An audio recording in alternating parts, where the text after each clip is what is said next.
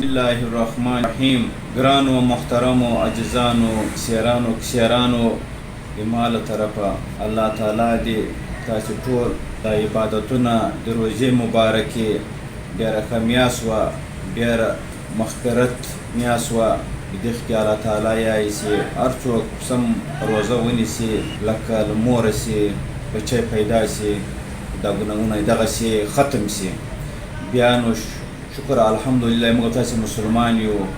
بیا شکر الحمدلله دا میاشت رمضان میاشت روژې میاشت ډېره ښه په خیر تېره شوه. د ټولو مسلمانو د الله تعالی عبادتونه په هر ګوټ کې چې مسلمان دي یا خاص کر پښتانه چې دي الله تعالی دې عبادتونه قبول او مقبول وګرځوي. بیا نو د ما له طرفه ټولې نړۍ مسلمانو ته پر خاص پښتنو قوم ته د ما له طرفه د کوچني اختر مبارکي ټولو ته زه یایم. الله تعالی دې وکړي چې د ما د مبارکي د اختر تاسې قبوله او مقبوله وګرځوئ. بیا دا د الله تعالی د روژې مبارکې خوشحالي بیا موږ تاسې ته د اختر راکړی د الله تعالی دغې کې تاسې خوشحالي وکړئ، مثال یو له بله سره ووینئ، یو له بله سره محبت وکړئ، یو له بله سره ناسته پاسته وکړئ، یو له بله سره خوراک چکاک وکړئ، یو له بله سره چکر مکر ووغئ.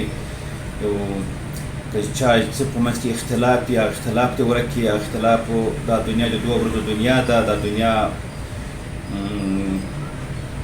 دا یې هغه نه ده چې مثال تر قیامته پورې به موږ ژوندي یو. دا موږ چې وینو د دنیا خلک زموږ تر مخ څومره خاورو ته ولاړ. نو د ما له طرفه چې ټولو مسلمانو عاجزانو ته، ټولو پښتنو ورونو ته د ما له طرفه د اختر مبارکي خاص بیا سلیمان خیل قبایلي اتحاد مشرانو ته د ما له طرفه د اختر مبارکي زه یایم.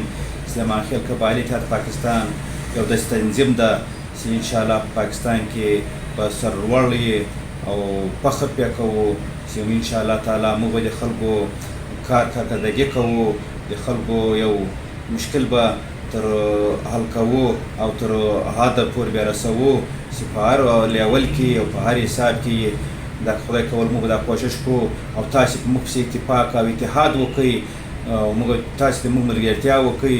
ونه په پاڼو ښه ښکارېږي چې پاڼې نه یې، ونه یو شی نه ده. او دا به نه کوو چې مثال هغه څوک ته دغه شی نشته، موږ ته د غوټ سره ورونه دغه شی نشته، موږ ته د غوټ سره ورونه یو، موږ تاسې غوټ ته یو کور یو سره، موږ تاسې به اتحاد او اتفاق کوو. چې اتفاق او په اتحاد کې الله تعالی دومره برکت اچولی ده چې انشاءالله د نړۍ خلک به مو په شا نه بوجني. او موږ تاسې پښتانه خو انشاءالله به غیرتمند قوم یو، تکړه قوم یو. موږ تاسې به مثال د خلکو خدمت کوو، کار به کوو. دا خدمت دا معنا نه لري هر سړی له موره چې پیدا شي وزیر اعظم نه جوړېږي، نه وزیر اعلی جوړېږي، نه ګورنر جوړېږي. دا ټول چې یو سړی پیدا شي او لوی شي، ځمکی شي، هر کارکردګي کړای شي، ځوان شي، پرمختګ کړای شي، هر هغه ته ځان مقام ته ځان رسولی شي.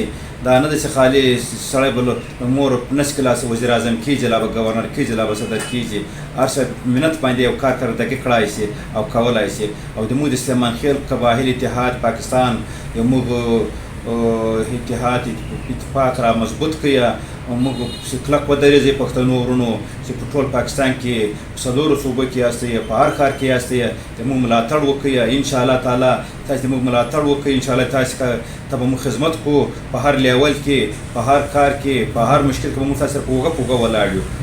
نور په خدای سپارو د ما له طرفه چې د عید مبارکي ټولو ته د ټولې نړۍ مسلمانو ته پر خاص پښتنو ورونو ته، سلیمان خیل ورونو ته چې په هر ګوټ کې د ټولو ته د ما له طرفه د اختر مبارک سي. وسلام.